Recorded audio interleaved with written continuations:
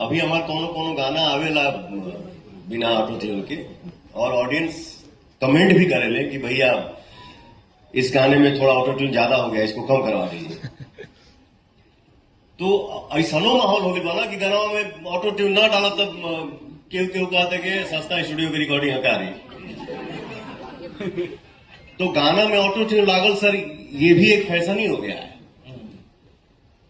But मंच पे हम लोग आते हैं तो यहाँ ऑटो ट्यून थोड़ी लगेगा, ये जो है सो सामने है। तो असल पावर स्टार तो यही होता है ना, जिसको मानती है पब्लिक और जिसको मानते हैं उसके फैंस। तो अब आप जब सुना रहे हैं गाने, तो कोई रेट्रो सॉन्ग, कोई हिंदी सॉन्ग जो बिना ऑटो ट्यून के सुनना चाहेंगे हमारे दर्शक भी, कुछ याद आता है जो आपका फेवरेट हो? फेवरेट तो सर वही हो जाता है जो हिट हो जाता है।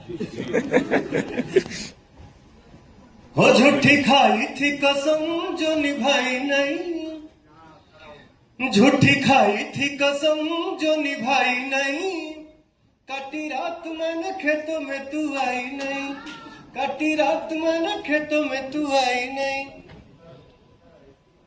तो जो है सो सर यही है आप सबके आशीर्वाद से। और इस गाने का जिसका आपने जिक्र किया, इसके स्टेप भी बहुत शानदार है। तो यहाँ जो कुछ लड़कियां बैठी हुई हैं, उनमें से अगर कोई 2 लड़कियां मंच पर आना